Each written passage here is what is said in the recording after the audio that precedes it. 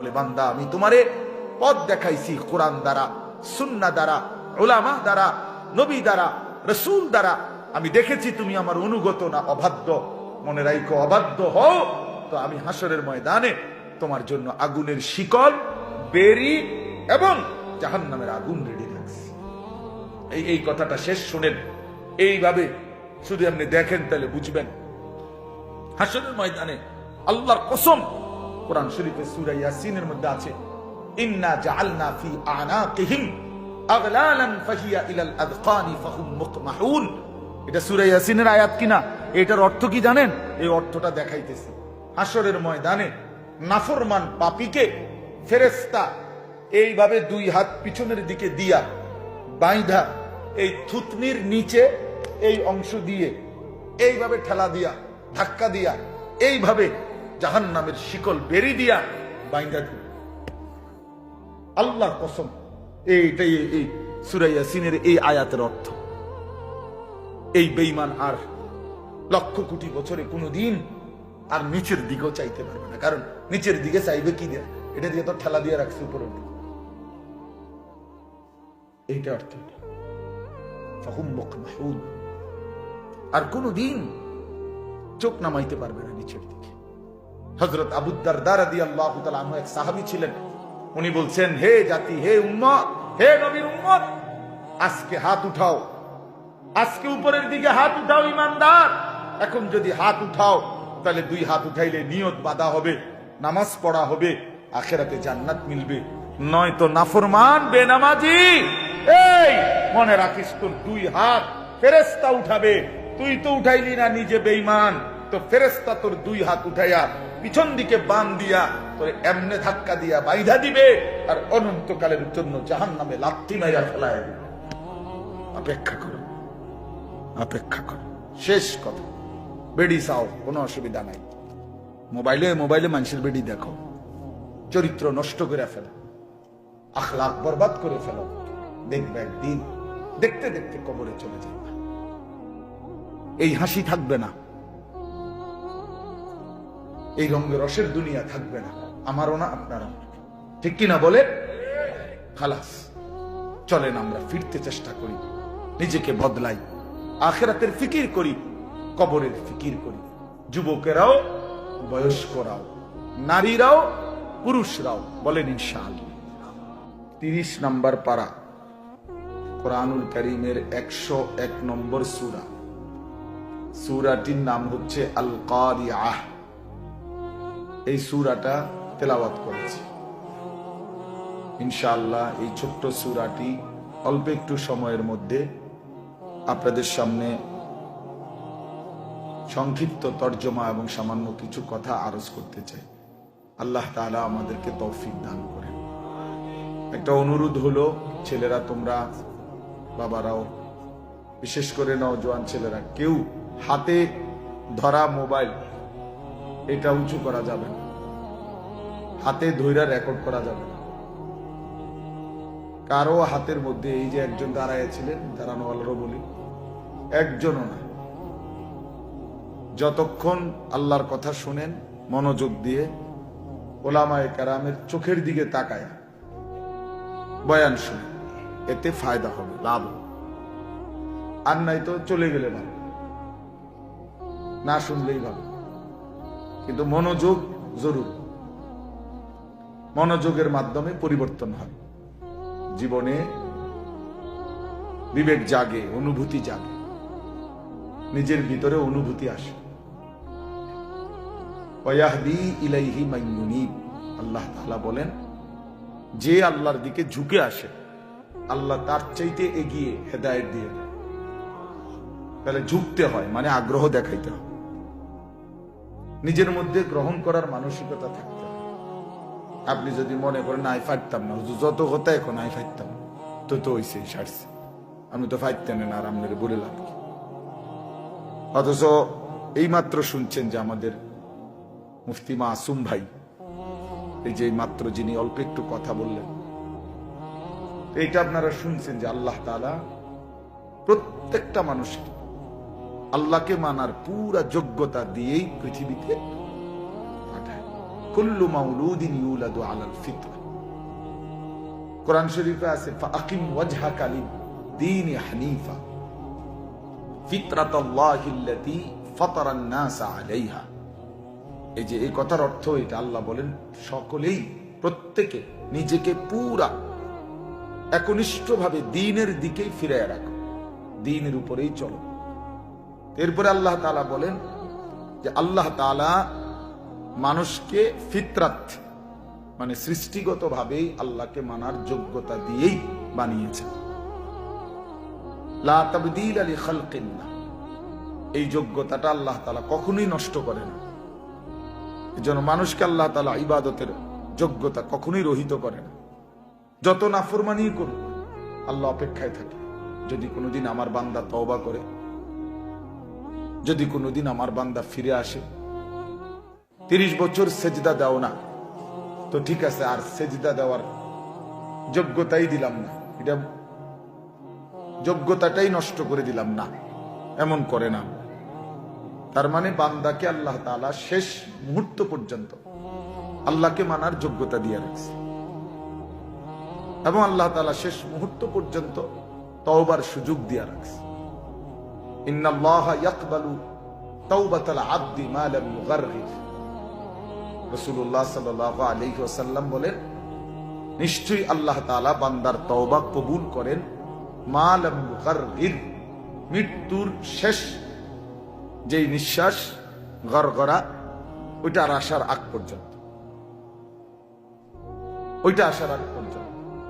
তাহলে এই জন্য এই কথাটা জরুরি যে আমরা বুঝার নিয়ত থাকলে, গ্রহণ করার নিয়ত থাকলে তাহলে সম্ভব, এটা সম্ভব। আর দ্বীন ইউসরুন, দ্বীন সহজ, নবীজি বলছেন। তবে কার জন্য? লিমান আমিলা বিহা, যে সিদ্ধান্ত নেয় আমল করবে, সে তার জন্য এটা সহজ। আমি যদি সিদ্ধান্ত নেই যে আমাকে ফজরের নামাজ পড়তেই হবে, এছাড়া আমার কোনো উপায় নেই, তাহলে সহজ। আর যদি সে সিদ্ধান্ত নেয় তার ভিতরে কোনো মানসিকতাই না থাকে, তো তার জন্য কখনোই সম্ভব না। এজন্য মানুষের প্রতিটা কাজের পরিকল্পনা, এই পৃথিবীর যে কোনো বিষয় মানুষের দিলে আগে আসে, এটাই সিস্টেম। মানুষ অন্তরে আগে আসে, এটা ভাত খাবো, নাস্তা করবো, এখন বাইরে যাব, এটা করবো, ব্যবসা করবো, ওই করবো, সেই করবো, যাই বল, তো মানুষ তার অন্তরে আগে এটা আসে, এরপরে এটা কর্মে পরিণত করে। এই জন্য মানুষের দিলের মধ্যে যদি কেউ সিদ্ধান্ত নেয় আমি আল্লাহর হুকুম মানবো, গুনাহ ছাড়বো, সম্ভব, 100 সম্ভব। সারা পৃথিবী ল্যাংটা হয়ে যাক, কোন নারী যদি চিন্তা করে এই পর্দানসীন থাকবে, 100 বার সম্ভব। সারা পৃথিবী হারাম খোর হোক, কেউ যদি সিদ্ধান্ত নেয় আমি হারাম খাবো না, তার জন্য সম্ভব। অসম্ভব হইলে তাকলিফ মালা ইউতাকু হবে, আল্লাহ পাক বান্দার উপরে অসম্ভব বিষয় চাপায় দিছেন, এই কথা আসবে। আর এটা আল্লাহ তাআলার জন্য বলা কখনোই শোভা পায় না। আল্লাহ তাআলা কোরআনুল কারীমের মধ্যে স্পষ্ট বলছেন, লা ইউকাল্লিফুল্লাহু নাফসান ইল্লা উসআহা, কাউকে আল্লাহ তাআলা তার সাধ্যের অতিরিক্ত কিছুই চাপাইয়া দেন না, চাপাইয়া দেন না। আল্লাহ তাআলা কোরআনুল কারীমের মধ্যে বলছেন, ইন্নাল্লাহা লা ইয়াযলিমু মিসকালা যাররাহ, নিশ্চয়ই আল্লাহ তাআলা এক বিন্দু, এক যাররা জুলুম করেন না। এটা হতেই পারে না যে হুজুর আমার পক্ষে এই হুকুম পালন করা অসম্ভব, এটা কোনো কথা না। এটা মুসলমানের কথা হইতে পারে না, এমনকি এটা কোনো মানুষের কথা হইতে পারে। এটা বলতে পারে একমাত্র সে যে মূলত নিজেকে বুঝছে যে আমি হলাম একটা ছাগল, আমি মূলত একটা ছাগল। এই জন্য আমি যেহেতু ছাগল, তা আমি যেহেতু গরু ছাগল, এই জন্য আমার পক্ষে আল্লাহর বিধান মানা সম্ভব না। কিন্তু মানুষ যদি হয় সে, তার জন্য আল্লাহর প্রতিটা হুকুম মানা সম্ভব। কথা বুঝছেন কিনা বল? এই কথা বলা যাবে না। এই জন্য বাপ, এটা জরুরি, আন্তরিকতা থাকতে হয়, গ্রহণ করার মানসিকতা থাকে। অনেক বয়স্ক মানুষ আছে, হুজুর আর যত কথাই কোন আর হইতো না, কইছেন ভালো, ঠিক বুঝি আমরা দরকার, কোরআন শরীফ শুদ্ধ করান দরকার, সূরা কেরাত ঠিক করণ দরকার, কথা ঠিক ওই তো না ওনার এই বয়স নেই। বাহ বাবা ফয়সালা দিয়ে ফেলছেন, অনবেলার এই বয়স নেই। কিন্তু যদি আপনি বলেন আর 2 টুকরা গোস্ত লইবেন নি, লইবেন। একটু জুল দেখ, জুল দাও, জুল দাও। ডাল দেখ, ডাল দাও। ভাত এতটি খাইয়া যদি আপরে কোন আপেল মালটা দেন, তুই আবার এডি খাবি। আবার চা দিবেন, লগে চানাচুর দিবেন, বিস্কুট দিবেন, আবার এডিও খাই। তা আপনার না বলে শৈল নাই, বয়স নাই, আপনি এতটি ভাত খাইলেন কেমনে? কথা বলেন না কেন? সারাদিন এদি পান খান, সারাদিন এদি বন খান, সারাদিন এদি চা খান, সারাদিন এদি গপ মারেন, সারাদিন এদি লম্বা লম্বা সেগুলি কন, তো সেগুলো পারেন কেমনে? আপনার না বলে বয়স নাই, আপনার না বলে আর এই সময় নাই। দুনিয়া ভোগ করার ব্যাপারে 100, আখিরাতের ব্যাপারে খামখেয়াল, আখিরাতের ব্যাপারে খামখেয়াল। ইয়ালামুনা যাহিরাম মিনাল হায়াতিদ দুনিয়া ওয়া হুম আনিল আখিরাতি হুম গাফিলুন। আল্লাহ তাআলা বলে, বান্দা কেবল দুনিয়ার জীবনের বাহ্যিক দিকটা, মাটির উপরের অংশটাই বুঝলা, আর আখিরাতের ব্যাপারে একদম গাফিল হয়ে রইলা। তবে মনে রেখো, আলহাকুমুত তাকাসুর হাত্তা যুরতুমুল মাকাবির। এই গাফলতে আখিরাত ভুলে থাকতে থাকতে আর দুনিয়ায় ডুবে থাকতে থাকতে দুনিয়ার নেশা তোমারে পাগল বানায় দিল, গাফেল বানিয়ে দিল। একদিন মনে রেখো বান্দা, হাত্তা যুরতুমুল মাকাবির, ওই কবরস্থানে গিয়ে একদিন পৌঁছে যাবা। তো কাল্লা সাউফা তা'লামুন, সাবধান, সেদিন কবরে এসেই জানতে পারবা আমি আল্লাহর নাফরমানির পরিণতি কি। আইসো কবরে, সাউফা তা'লামুন, অল্প সময়ের ব্যবধানে আমি আল্লাহ তোমারে কবরে আইসেই বুঝায় দেব এই বিড়ি খাওয়ার পরিণতি কি, চা দোকানের আড্ডা দেওয়ার পরিণতি কি, এই সুদের টাকার পরিণতি কি, এই কিস্তির টাকার পরিণতি কি, আর এই ঘরে রঙিন টেলিভিশন মৃত্যু পর্যন্ত আজীবন চালানোর পরিণতি কি, তোমার ছেলের বেনামাজির পরিণতি কি, তোমার বেপর্দার পরিণতি কি, তোমার স্ত্রীর বেহায়াপনার পরিণতি কি। আর জীবনভর গালিগালাজ করছো, বুড়া মানুষ আগ করলে গালি দাও, তো এই সমস্ত নাফরমানির পরিণতি।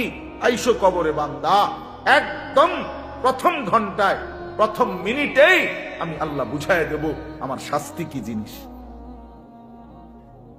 আইসো বান্দা। ভাত খাওয়াইছি দেখে মনে করছে আমি কিছু কইতাম না, হ্যাঁ,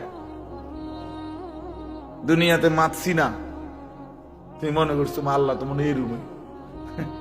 আল্লাহ বলছেন, না না, তুমি শোনো নাই আমি রহমান। তা আবার তুমি এটাও শোনা উচিত ছিল আমি কাহ্হার। আমি যেমন গাফফার, আমি তেমন কি কাহ্হার। আমি যেমন খুব ক্ষমাশীল, আমি তেমন প্রচন্ড প্রতিশোধ গ্রহণকারী।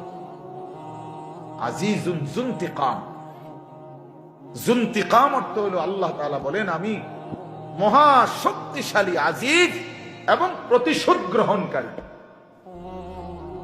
তুমি আমারে কি ভাবছো বান্দা? আমার প্রতি লোকমা ভাতের হিসাব নেব আমি, প্রতি ঢোক পানির হিসাব নেব, প্রতিটা নিঃশ্বাসের হিসাব নেব, প্রতি বিন্দু জাররা জাররা। সুম্মা লাতুসআলুন্না ইয়াওমাইদিন আনিন নাঈম, আমার দেওয়া প্রতিটা নিয়ামত বান্দা আমি হিসাব নেব। কি ভাবছো তুমি 60 বছর এমনি এমনি দিছিলাম? এত সুন্দর যৌবন আমি এমনি এমনি দিছিলাম? হায় নওজোয়ান, কিশোর তরুণ নওজোয়ান, তুমি মনে করছো এই জিন্দেগি আল্লাহ তোমার মোবাইল টিপতে দিছিল? নাফরমান, সারা রাত উলঙ্গ ছবি দেখতে দিছিল, নর্তকী দেখতে দিছিল? হাইওয়ান, কে তোমার শিখাইলো? মা কে? তোমার বাবা কে? তোমার কোনো ধর্ম নাই, তোমার কোনো আল্লাহ নাই, কোন মুসলমানের বাচ্চা, মুসলমানের সন্তান এত বড় নাফরমান কিভাবে হয়? 365 দিনে 1 বছর খোদা, এই হাইওয়ান 16 বছর বয়স, কোনদিন ফজরের নামাজ পড়ে না, অথচ বাপও আছে ঘরে, মাও আছে ঘরে। এত বড় জানোয়ার, এত বড় হাইওয়ান এত বড় চতুষ্পদ জন্তু মুসলমানের ঘরে কেমনে হলো বলেন মিয়া? এক তো হইল ভুল হইছে, এক তো হইল হোঁচট খাইছে। 3 মাসে 9 মাসে আজকে আমার জামাত ছুটে গেছে, আজকে আমি 1 রাকাত পাইছি না, এটা তো হইতে পারে। কিন্তু এভাবে লাগাতার 30 বছর একজন মুসলমান মিথ্যা বলে, 30 বছর একজন মুসলমান সুদ খায়, 30 বছর বুঝি একজন মুসলমান গালি দেয়। কি মিয়া কোন? এটা ইনসাফের কথা বলেন, কথা বলেন না, এটা বিবেকের কথা এটা মিয়া? 30 বছর বুঝি একজন মুসলমানের ঘরে প্রতিদিন রঙিন টেলিভিশন চলবে, বউ বাচ্চা প্রতিদিন নাচ গান দেখবে, এটা জীবন? এটা মুসলমান? আল্লাহকে এভাবে ভুলে যায় মানুষ, রসুলকে এভাবে ভুলে যায় মানুষ, আখিরাতকে এভাবে ভুলে যায়। আস্তাগফিরুল্লাহ, আস্তাগফিরুল্লাহ। মৌলানা সাহেব কথা বলছে আপনাদেরকে, এই অল্প কথায় উনি বলছে আপন মা বাপ সন্তানকে বেঈমান বানায় দেয়। আপনি তো আপনার সন্তানকে বেঈমান বানায় দিলেন মিয়া। এই নাফরমান আপনার ঘরে ঘুমায়া, এই হাইওয়ান কোনদিন ফজরের নামাজ পড়ে না, এই অসভ্য সন্তান আপনি তারে ঘুমাইতে দিলেন কেন? এই জিন্দিগির কি অর্থ আছে মিয়া? জীবন মানে শুধু সোফা? জীবন মানে শুধু খাট? এটাই জীবন? একটা মানুষের বয়স 60 বছর, এবার হিসাব দেয় 1 সেট সোফা, 6টা চেয়ার, একটা ডাইনিং টেবিল, 2 আনা আলমারি, 4খান খাট, 1 ডজন কাঁচের প্লেট, 60টা নুনের বাড়ি। এটি হলো এবার কামাই, এই 60 বছরের কামাই। 3 ফুট বিদেশ, 4টা মাইয়া বিয়া দিছে, বাইতে একখান বিল্ডিং করছে, 2 রুম, 2টা বাথরুম, ভিতরে টাইলস লাগাইছে, খালাস শেষ বাবা। এক মুসলমানের জিন্দিগি এতটুকুতে শেষ? কথা বলেন না কেন? তো কি হিসাব দিলেন, কি হিসাব মিলাইলেন? আখিরাত কোথায়? কবর কোথায়? পরকাল কোথায়? হাসরের ময়দান কোথায়?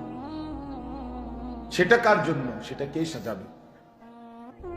সেটা কে সাজাবে? অহুম আনিল আখিরাতে হুম গাফিলুন। আল্লাহ বলেন, হায় বান্দা, আখিরাতের ব্যাপারে গাফিল হয়ে রইলা। ইকতারাবা লিন-নাসি হিসাবুহুম ওয়া হুম ফি গাফলাতিন মুরিদুন। আল্লাহ বলে, বান্দা, হিসাবের সময় তো একদম ঘনিয়ে গেল, কাছায় গেল, আজও তো তুমি আমি আল্লাহ থেকে বিমুখ হয়ে গাফিল হয়ে রইলা। অথচ কিয়ামত তো খুব কাছাকাছি। আচ্ছা, কিয়ামত মানে আরো দেরিতে হইব, কিন্তু আপনি মরে গেলে তো আপনার কিয়ামত, আখিরাত শুরু। আমার পরে নইলে পৃথিবী একবারে, মনে করেন আমি মরে যাওয়ার পরে পৃথিবীর সব মানুষ চাঁদের দেশে গেছে গা, আধুনিক হইয়া সবার বাসা বাড়ি এখন চাঁদের দেশে, তো আমার কি লাভ? কথা বুঝছেননি আমার কথা? আমার কি লাভ? বাকি মানুষ বুঝছি আমি একের মঙ্গল গ্রহে গেছে গা, যাক না, আমার ফায়দা কি? আমার বাপ এই জন্য হিসাব করা। আল কাইয়িসু মান দানা নাফসাহু। নবী সাল্লাল্লাহু আলাইহি ওয়াসাল্লাম বলেন, বুদ্ধিমান সে যে নিজের হিসাব করে। মান দানা নাফসাহু, যে নিজের হিসাব করে। ওয়া আমিলা লিমা বাদাল মাউত, এবং মৃত্যু পরবর্তীর জন্য আমল করে। মৃত্যু পরবর্তীর জন্য আমল করে, আখিরাতের ফিকির করে, সে বুদ্ধি। আল্লাহর কসম বাপ, দুনিয়া আপনি যেদূর পারেন এদূর করে যান, এর বেশি দরকার নাই। আপনার পরে বাকিরা আবার করুন, আপনার পরে আপনার ফ্যামিলি থামবে না। আমার দাদা মরার পরে আমার বাপে কামাই রোজগারি বন্ধ করে না। আমার বাপ মারা গেছে আজকে 9 বছর আগে, তো বাবার মৃত্যুর পরে আমরা রোজগার বন্ধ করে দিছি, তো পৃথিবী তো বন্ধ হয় না। দুনিয়া 3 পুরুষ মিলাইয়াও সাজাইতে পারে বাড়ি। দাদায় বাড়ির ভিট বাঁধা গেছে, বাপে মনে করেন ছাদ দিয়া গেছে 1 তালার, তো এরপরে ফুতে আইসা হয়তো চারিদিকে ওয়াল টোয়াল উঠাইয়া আস্তর কইরা টাইলস টুইলস লাগাইয়া রোম টোম ঠিক কইরা এখন থাকে, এমন হইতে পারে না?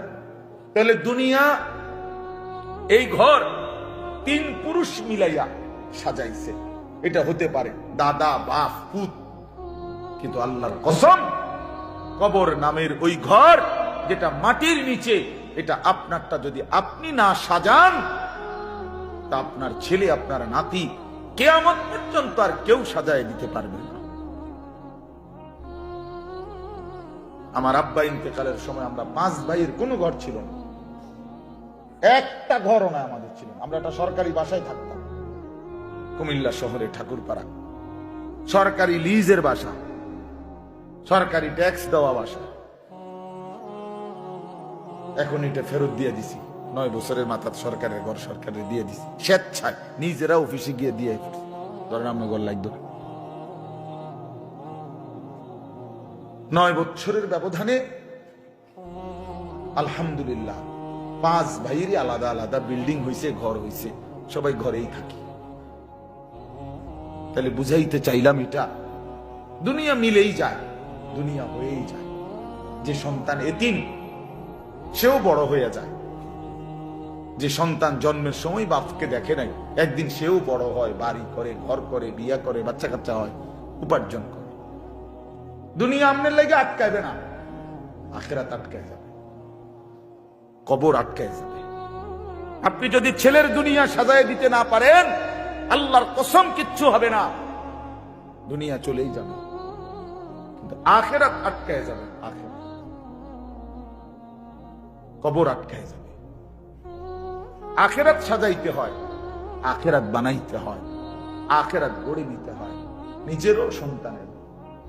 এই জন্য আল্লাহ তাআলা বলছেন, ইয়া আইয়ুহাল্লাযীনা আমানু কু আনফুসাকুম ওয়া আহলিকুম নারা, হে ঈমানদারগণ, নিজেকে এবং নিজের পরিবারের সদস্যদেরকে জাহান্নামের আগুন থেকে বাঁচাও।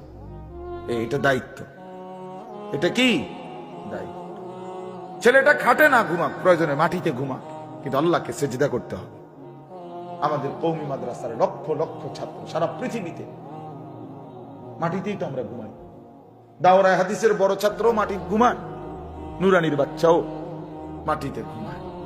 তো ঘুমায় তো মাটিতে, কিন্তু ডাক দেয় আরশে আজিমের মালিক মহান আল্লাহকে, সম্পর্ক রাখে আরশে, ঘুমায় জমিনে, ঘুমায় জমিনে।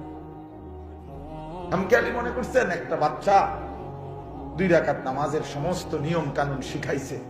বহু বদনসিব মুসলমান 60 বছরেও কোনদিন ঠিক মতো দোয়ায়ে কুনুত আত্তাহিয়াতুটাও পড়তে পারে না, এমন দুর্ভাগা মুসলমান নাই?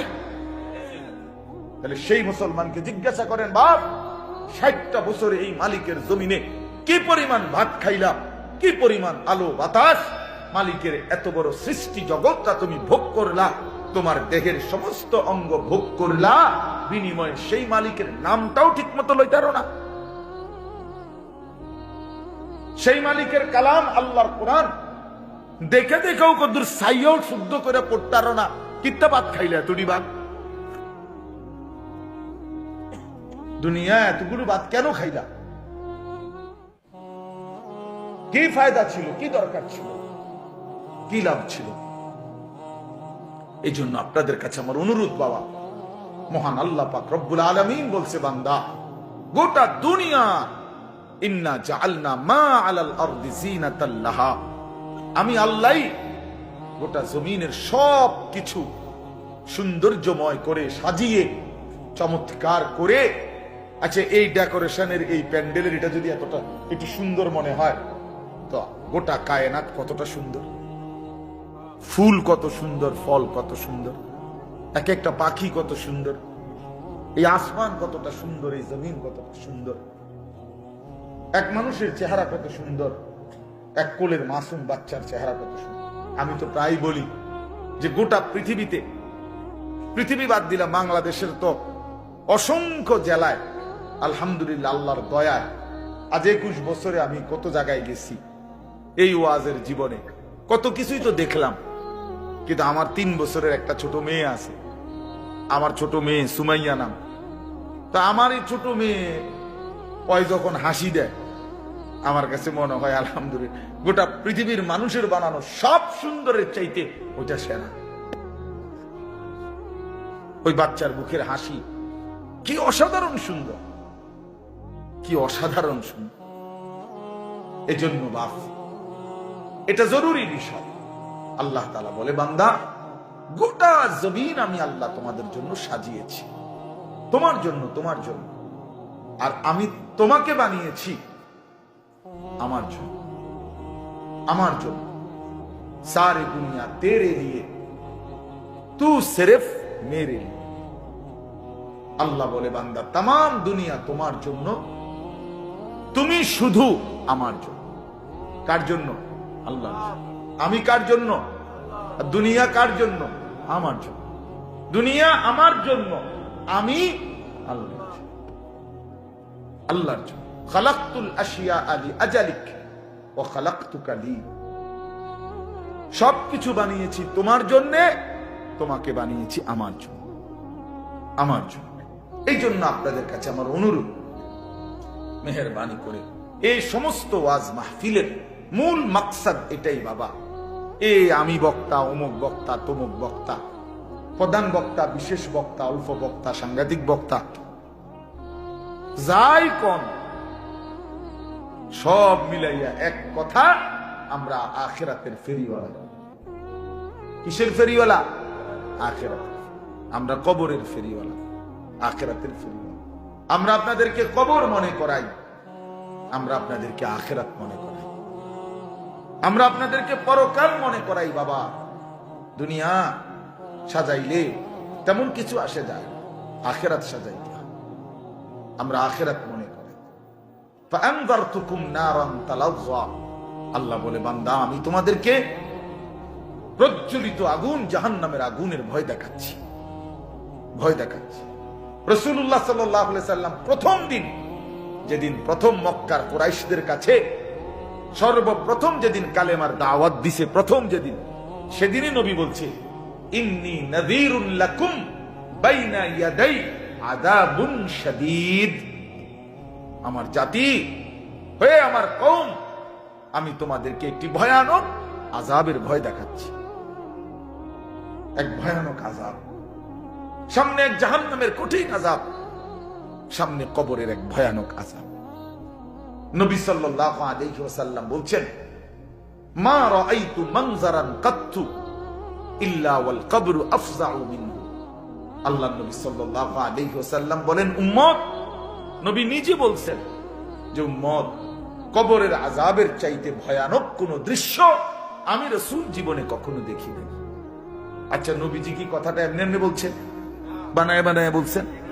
তাহলে রাসূলুল্লাহ সাল্লাল্লাহু আলাইহি ওয়াসাল্লাম বলেন, কবরের আযাবের চাইতে ভয়ানক কোন দৃশ্য আমি রাসূল দেখিনি।